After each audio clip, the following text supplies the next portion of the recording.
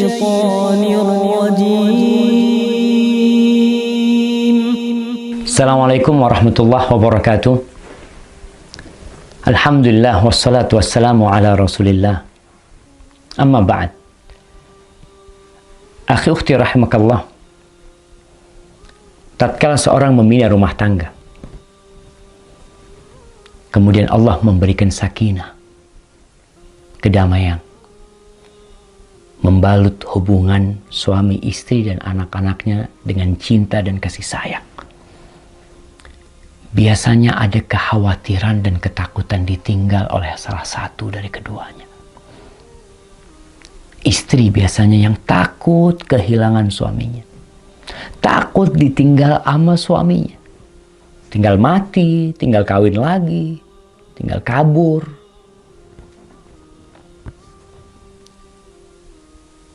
Rasanya kita perlu belajar dari ibunda Nabi Ismail alaihissalam.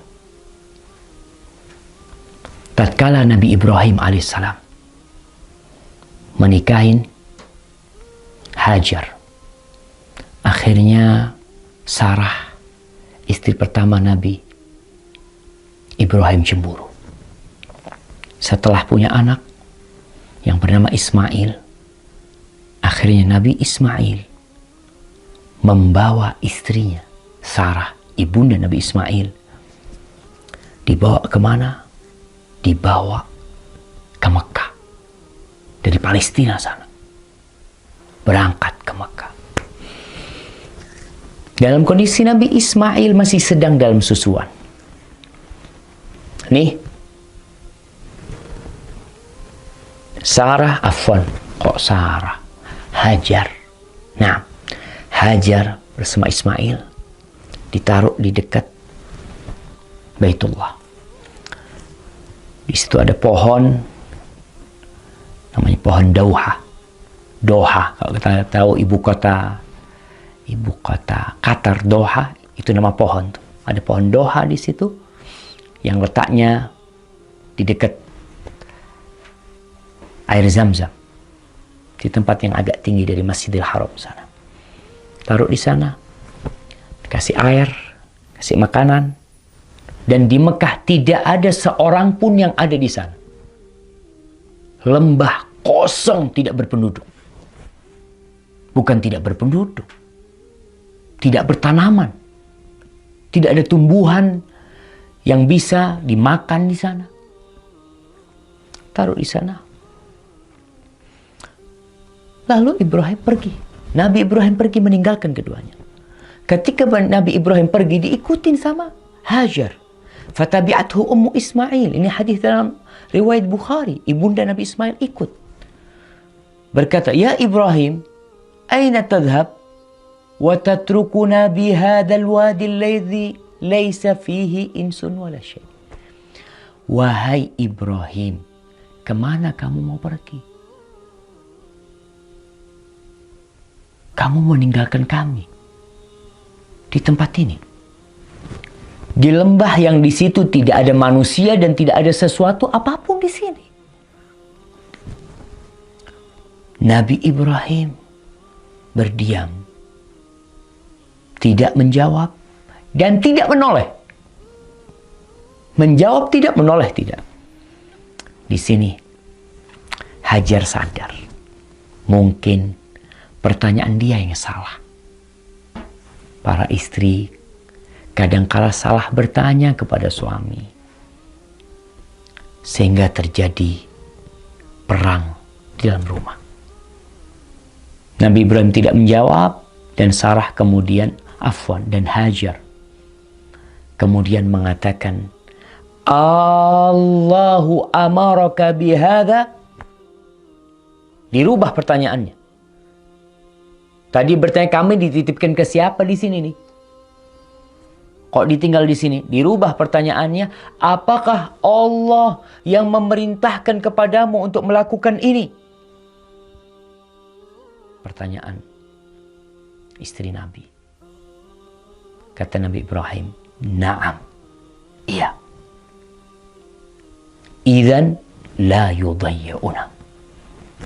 Kalau seperti itu, Allah tidak akan melantarkan kami Sudah, kau berangkat. Pulang nih.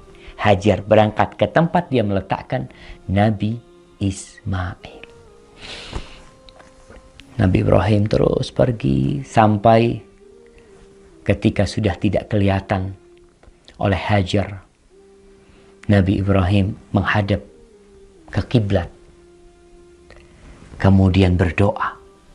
Mengangkat tangannya mengatakan, Rabbana inni askantu min dzurriyyati biwadin ghairi dhi zar'in inda baitikal muharram rabbana liyuqimus salah faj'al af'idatan minan nasi tahwi ilaihim warzuqhum minas thamarat la'allahum yashkurun.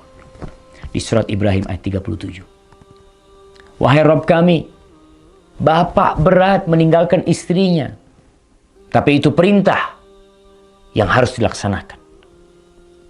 Kita kalau ngelihat kadangkala ada orang pegawai negeri dimutasi kemana, dimutasi ke tengah hutan, tinggal istrinya, dia berangkat. Karena itu perintah atasannya. Karena itu kontrak kerja dia harus siap.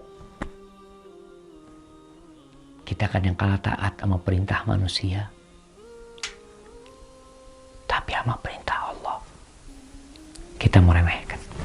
Nabi Ibrahim selesai ditinggal, dia berdoa, angkat tangan menghadap kiblat nih. Dianjurkan berdoa angkat kiblat dan angkat tangan menghadap kiblat.